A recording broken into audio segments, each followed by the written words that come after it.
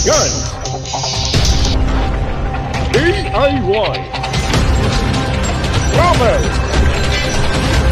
Art. Renegade. Open Channel. Kumusta mga idol? Nandito na naman po tayo sa panibago nating vlog ngayong araw na ito. So sa araw na ito mga idol, ilinis po tayo ng buds gaya po ng ating daily routine. So yan po, kailangan po natin ng towel at metal polish sa paglilinis ng buds. So ito po yung araw-araw kong ginagawa bago ako mag-duty sa aking pumunta sa aking work. Nililinis ko po yung aking mga buds, paraphernalia, color pin, gamit ang metal polish at toothbrush. So marami po nagtataka kayo bakit madumi na yung aking tuwalya.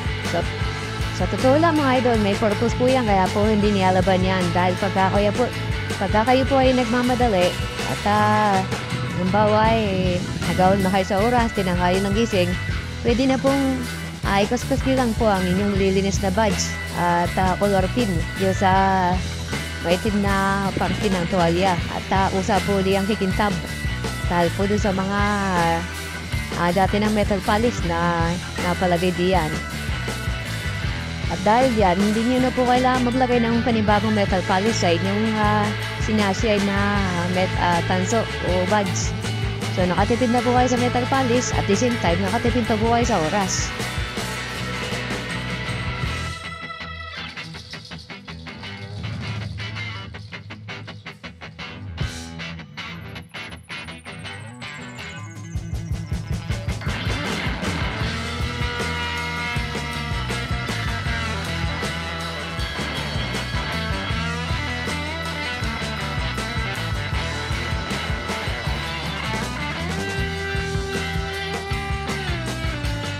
Ang ginasandali. Kuskus lang po ng kuskus. Ayan, makintab na po mga idol. Kasunod naman po niya, kuskusin po natin ang sa malinis sa parte ng ating tuwalya. Para kumbagay pinakabalo ba? Para matanggal po yung mga existing na metal polish. Katapos po niyan, ayos na resulta. Yan po. Yan, final na po yan. So, ganyan na po mga idol. Ganyan din po gagawin natin sa collar pin at sa necktie clip at sa ating ball pin na gawa rin sa tanso. So, yan po mga idol. At ulit-ulit lang po na pagpuspos hanggang sa ubing tab.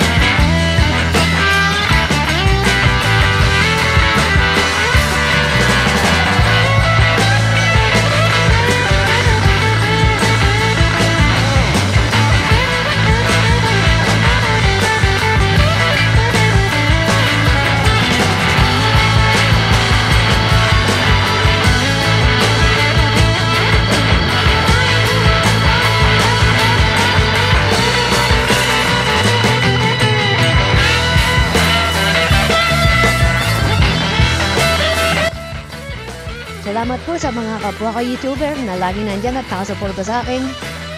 Sana po ay makabawi ako sa inyo pagdating ng panahon. And po mga idol, hanggang dito na lamang po ang ating vlog sa araw na to. At thank you for watching. God bless you all.